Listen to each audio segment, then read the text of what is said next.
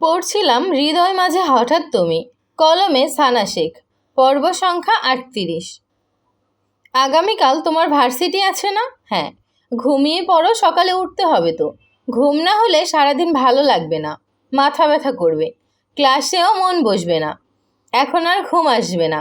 তোমাকে ছাড়া ভালো লাগে না কিছু। 13 বছর অপেক্ষা করেছো, সেখানে এখন 3 মাস অপেক্ষা করতে হবে। তার মধ্যে 15 দিন হয়ে গেছে, আর মাত্র 2.5 মাস আছে। এক একটা মিনিট লাগে এক এক দিনের সমান। আলভি তাকিয়ে থাকে মায়ের মুখের দিকে, তারপর আবার বলে, ঘুমাও। চোখ মুখ কেমন শুকিয়ে গেছে। ঠিক মতো নিজের যত্ন নাও না এখন। আসবে না ঘুম, তুমি এসে যত্ন নিও আবার, তাহলেই হবে। আগে তো আসি, তারপর না যত্ন নেব। এখন এসির টেম্পারেচার কমিয়ে দাও। ব্ল্যাঙ্কেট জড়িয়ে নিজের দুই পাশে বালিশ দিয়ে চোখ বন্ধ করে শুয়ে থাকো, দেখবে ঘুম চলে আসবে। এভাবে কিভাবে ঘুম আসবে? আসবে, লাইট অফ করে তুমি শুয়ে পড়ো। আলভির কথা মতো তাই করে মায়া। লাইট অফ করে ড্রিম লাইট অন করে। এখন যথেষ্ট ঠান্ডা লাগছে, তাই এসি টেম্পারেচার কমায় না। ব্ল্যাঙ্কেট জড়িয়ে কোলবালিশটা পিঠের সাথে ঠেকিয়ে নেয়। আলভির বালিশটা জড়িয়ে ধরে ফোনের স্ক্রিনে তাকায়। আলভি হয়তো ওকে দেখতে পাচ্ছে না ভালোভাবে, কিন্তু মায়া স্পষ্ট দেখতে পাচ্ছে আলভিকে। আলভি বলে, এবার চোখ বন্ধ করে ভাবো আমি তোমার সাথে, তোমার পাশেই আছি। চোখ বন্ধ করে রাখো, চোখ খুলবে না, আমি এখানেই আছি। সকালে মায়ের ডাকে ঘুম ভাঙে মায়ার। শোয়া থেকে উঠে বসে ফোনের পাওয়ার বাটন চেপে স্ক্রিনে তাকায়। 7:30টার উপরে বেজে গেছে। আজকেও ফজরের নামাজ মিস গেল। হেলে দুলে বেড থেকে নেমে দাঁড়ায়। আলসেমি ভঙ্গিতে 2 হাত দুদিকে মেলে দেয়। 3 মাসে যতটুকু মোটা হয়েছিল, 15 দিনে সেটুকু চিকন হয়ে গেছে আবার। এখন আর আগের মতো গোছালো পরিপাটি মায়া নেই। সেই এলোমেলো অগোছালো মায়া হয়ে গেছে। আলভির কাছ থেকে আসার পর ঠিক মতো নিজের যত্ন নেয় না, সময় মতো খায় না, যেখানে সেখানে মনমরা হয়ে ঝিম ধরে বসে থাকে। ফোনটা চার্জে লাগিয়ে হেলে দুলে ওয়াশরুমে প্রবেশ করে। ফ্রেশ হয়ে নিচে নেমে আসে। সবাই ওর জন্য অপেক্ষা করছে ডাইনিং রুমে। নাস্তা সেরে রুমে এসে তৈরি হয়ে নেয় ভার্সিটি যাওয়ার জন্য। বিয়ের পর কয়েকদিন ক্লাস করেছিল মায়া। সেই কয়েকদিন আলভি মায়াকে ভার্সিটি নিয়ে যেত, আবার নিয়ে আসতো। মায়ের সহপাঠীরা তাকিয়ে থাকতো আলভির দিকে। তারপর টানা 3 মাসের বেশি ক্লাস মিস দিয়েছে। এই পড়াশোনার জন্যই জার্মানি থেকে ফিরে এসেছে, নয়তো ভিসার মেয়াদ বাড়িয়ে আলভির সাথেই বাংলাদেশে ফিরে আসতো। ভার্সিটিতে আগেই বলা হয়েছিল মায়া 3 মাসের জন্য দেশের বাইরে যাচ্ছে। এই 3 মাস মায়া কিভাবে পড়াশোনা করবে তার ব্যবস্থা বাংলাদেশ থেকে করে গিয়েছিল আলভি। নিচে এসে মাহিদের সাথে বেরিয়ে যায় মায়া। ভার্সিটিতে এখন আর কেউ মায়াকে কিছু বলতে পারে না।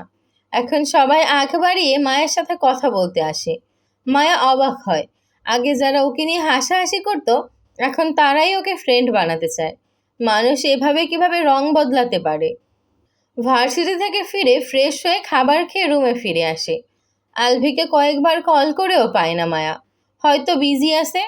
বেডে শুয়ে কতক্ষণ গড়াগড়ি করে উঠে দাঁড়ায়। ফোন হাতে নিয়ে রুম থেকে বেরিয়ে আসে। সোজা চলে আসে মায়ের রুমে। মেহবুবা মেহের শুয়ে আছেন বেডে। মায়া বেডে উঠে মায়ের শরীর ঘেঁষে শুয়ে পড়ে। মেহবুবা মেহেরের ঘুম হালকা হয়ে আসে। চোখ মেলে দেখেন মেয়ে তার বুকের সাথে মিশে শুয়ে আছে। মেয়েকে জড়িয়ে ধরে বলেন, কি হয়েছে? কিছু না। মন খারাপ? ভালো লাগছে না। আলভির সাথে কথা হয়নি? বিজি আছে বোধহয়, কল রিসিভ করছে না। ফ্রি হয়ে কল করবে। আম্মু, তোমাকে কিছু বলার ছিল। বল। মায়া মুখ তুলে মায়ের মুখের দিকে তাকায়। মেহবুবা মেহের মায়ের মুখের দিকেই তাকিয়ে আছেন। মায়ের চোখ মুখ এখন কেমন যেন দেখায়। আগের চেয়ে অনেক পরিবর্তন এসেছে মায়ের মধ্যে। কেটে গেছে আরও 2 মাস। এখন রাত 10টা। বাড়ির সবাই খাওয়া দাওয়া সেরে সোফায় বসে গল্প করছে। আগামীকাল ছুটির দিন, তাই কারো তাড়া নেই ঘুমানোর জন্য। মায়া ঘুমিয়ে গেছে অনেকক্ষণ আগে। মান্তাসাও ঘুমিয়ে গেছে। ড্রয়িং রুমে মাহিদও নেই। সন্ধ্যা 7টায় বাড়ি থেকে বেরিয়েছে, এখনো ফেরেনি। কয়েকবার কল করেও ওকে পাওয়া যায়নি। এই 3জন বাদে বাকি সবাই সোফায় বসে আছে এখন। সকলের কথার মাঝে বাড়ির কলিং বেল বেজে ওঠে। মাহির বসা থেকে উঠে ডোরের দিকে এগিয়ে যায়। নিশ্চয়ই মাহিদ এসেছে, তাছাড়া এত রাতে অন্য কেউ আসবে না। ডোর খুলে মাহির অবাক। ডোরের সামনে আলভি দাঁড়িয়ে আছে। বড় ভাইয়ের অবাক হওয়া মুখের দিকে তাকিয়ে 2 হাত প্রসারিত করে দাঁড়িয়ে ধরে বলে, সারপ্রাইজ। মাহির নিজেও জড়িয়ে ধরে খুশি হয়ে বলে, আজকে যে আসবি একবারও তো বললি না। বললে কি আর সারপ্রাইজ হতো নাকি? 2 হাতে 2টো সুটকেস নিয়ে মাহির ডোরের সামনে দাঁড়িয়ে বলে, তোমরা দুজনে ভেতরে ঢুকে জড়াজড়ি করো, আমাকে ভেতরে ঢুকতে দাও এখন। সোফায় বসে থাকা সকলে ততক্ষণে উঠে এসেছে। মাহিরকে ছেড়ে সকলের দিকে তাকিয়ে 2 হাত আবারও দুদিকে প্রসারিত করে বলে, সারপ্রাইজ। সত্যি সত্যি সবাই সারপ্রাইজ হয়ে গেছে। অবাকের মাত্রা এমন যে কেউ কিছু বলতেই পারছে না। বিকেলের দিকে যখন কথা হলো তখনও বলল আরও 1 মাস পর আসবে। আর এখন বাড়িতে উপস্থিত সশরীরে। আলভি সকলের দিকে তাকিয়ে দেখে মায়া নেই এখানে, হয়তো নিজের রুমে রয়েছে। মাকে জড়িয়ে ধরে সকলের দিকে তাকিয়ে বলে, কথা না বলে সবাই এভাবে তাকিয়ে আছো কেন? সারপ্রাইজ পেয়ে কথা বলতে ভুলে গেছো নাকি সবাই? ঐশী রহমান বলে, তুমি না বিকেল 4টায় বললে সামনের মাসে আসবে, তখন তাহলে কোথায় ছিলে? তখন আমি দুবাই এয়ারপোর্টে ছিলাম। মাহিদকে কোথায় পেলে? ওকে বলেছিলাম আমি আসছি, ও যেন কার নিয়ে এয়ারপোর্টে যায়। এই জন্য বারবার নিষেধ করার পরও বাড়ি থেকে বেরিয়ে গেল। আলভি সহ সকলে সোফায় বসে। আলভি বলে, মান্তাসা কোথায়? মান্তাসা আর মায়া দুজনেই ঘুমিয়ে গেছে। আলভি বলে, মায়া তো ভালো হলো কিভাবে? আগে তো রাত 1টা-1:30টা পর্যন্ত জেগে থাকতো, এখন 8:30-9টার মধ্যে ঘুমিয়ে যায়। আশ্চর্যের ব্যাপার স্যাপার। সবাই একে অপরের মুখের দিকে তাকায়। আলভি এদের কাহিনী বুঝতে না পেরে নিজেও সকলের মুখের দিকে তাকাতাকি করে। স্বভাব সুলভ কপাল ভ্রু কুঁচকে বলে, একে অপরের মুখের দিকে কি দেখছো সকলে? আলতাফ মাহমুদ বলে, মায়ের সাথে দেখা করে আসো আগে, তোমাকে হঠাৎ দেখে খুশিতে আত্মহারা হয়ে অজ্ঞান হয়ে যেতে পারে, so be careful. Alvi sofa ছেড়ে উঠে দাঁড়ায়। মাহিদ এসে সোফার পাশে আরও 2টো সুটকেস রাখে। বড় বড় 4টা সুটকেস দেখে আহনাফ মাহমুদ বলেন, এত কি নিয়ে এসেছো এগুলোর মধ্যে? মায়ের সাথেও তো 3টে দিয়েছিলে। আলভি সুটকেস 4টার দিকে তাকায়। গোলাপি রঙের একটা সুটকেস দেখিয়ে বলে, এটা মান্তাসার। নীল রঙের একটা সুটকেস দেখিয়ে বলে, এটা বাড়ির সকলের জন্য। বাকি ব্ল্যাক কালার 2টো নিজের। 2 হাতে নিয়ে সিঁড়ির দিকে এগিয়ে যেতে যেতে বলে, এই 2টো আমাদের। মাহিদ আরেকটা ব্যাগ দেখিয়ে বলে, ও 2টো নিয়ে যাচ্ছ, এটা কে নেবে? আলভি ফিরে এসে ব্যাগটা কাঁধে নিয়ে আবার সিঁড়ির দিকে এগিয়ে যায়। এই ব্যাগের মধ্যে ওর ল্যাপটপ, পেপার সহ আরও অনেক কিছু আছে। একটা একটা করে সুটকেস 2টো উপরে তুলে, অনেক ভারী।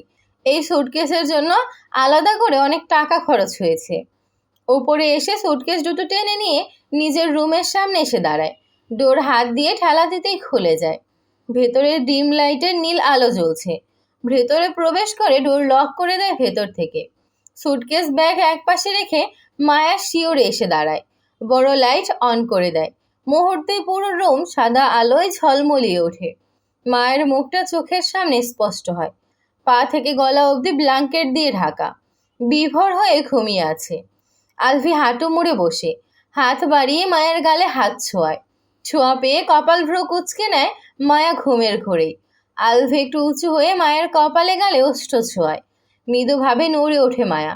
কপাল ভ্রু আগের চেয়েও বেশি কুঁচকে নিয়েছে। আলভি মায়ার এক হাত বের করে মুঠো করে ধরে। আলভি মৃদু স্বরে ডাকে, মায়াপুরী। মায়া সারা শব্দ নেই। আলভি আবার ডাকে, মায়াপুরী, আমি এসে গেছি। মায়া চোখ বন্ধ রেখে ঘুম জড়ানো গলায় বলে, আসো, ঘুমাও। স্বপ্ন দেখছো এখনো? চোখ মেলে তাকাও, দেখো আমি সত্যি সত্যি এসেছি তোমার কাছে। চোখ খোলো মায়াপুরী। এতক্ষণ মায়ের মনে হচ্ছিল স্বপ্নে আলভিকে দেখছে আর ওর কথা শুনছে, কিন্তু এখন মনে হচ্ছে আলভি সত্যি সত্যি এসেছে। চোখ মেলে তাকায়। চোখের সামনে ভেসে ওঠে আলভির হাস্যোজ্জ্বল চেহারা। মায়া চোখ বন্ধ করে আবার তাকায়। সত্যি সত্যিই তো আলভি ওর সামনে বসে আছে। লাফিয়ে শোয়া থেকে উঠে বসে। 2 পা বেড থেকে নামিয়ে দিয়ে বসে আলভির মুখ 2 হাতে আগলে ধরে। কান্না জড়িত গলায় বলে, তুমি সত্যি সত্যি এসেছো?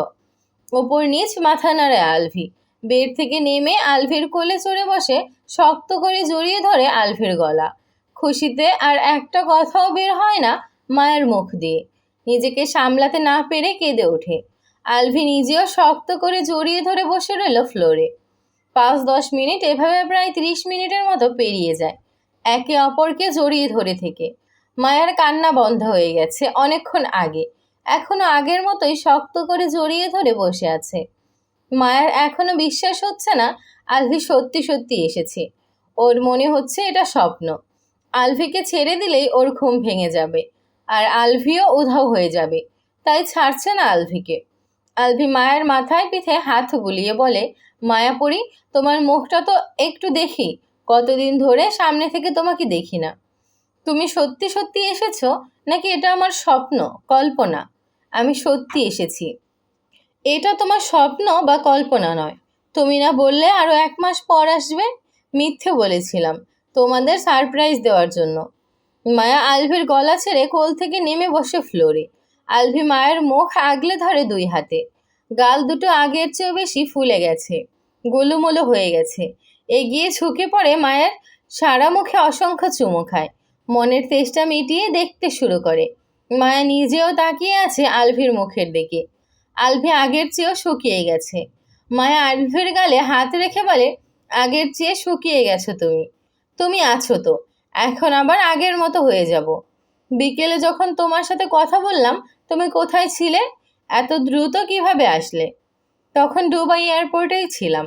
মায়া আবার আলভিকে জড়িয়ে ধরে বলে, আমার এখনো বিশ্বাস হচ্ছে না তুমি এসেছো। কি করলে বিশ্বাস হবে জানি না। সারপ্রাইজ কেমন দিলাম? তোমাকেও সারপ্রাইজ দেওয়ার আছে। কি সারপ্রাইজ? মায়া আলভিকে ছেড়ে বসে আবার আলভির মুখের দিকে তাকায়। আলভিও তাকিয়ে আছে মায়ার মুখের দিকে। কি সারপ্রাইজ দেবে সেটা দেখার আশায়। মায়া আলভির ডান হাত টেনে এনে নিজের তলপেটে চেপে ধরে হাসি মুখে বলে, কিছু অনুভব করতে পারছো? আলভির চোখ দুটো অস্বাভাবিকের তুলনায় অনেক বড় বড় হয়ে যায়। বুকের ভেতর ধড়ফড় করতে শুরু করে। উত্তেজনায় হাত পা কাঁপতে শুরু করে। কাঁপতে থাকা হাতটা আর একটু প্রেসার দিয়ে চেপে ধরে পেটে। বাম হাতটা উঁচু করে। হাতটা কাঁপছে থরথর করে। মায়া তাকিয়ে আছে হাতটার দিকে। আলভি 1 আঙুল দিয়ে নিজের দিকে দেখিয়ে বলে, আমি বাবা হব? ওপর নিচ মাথা নাড়ায় মায়া।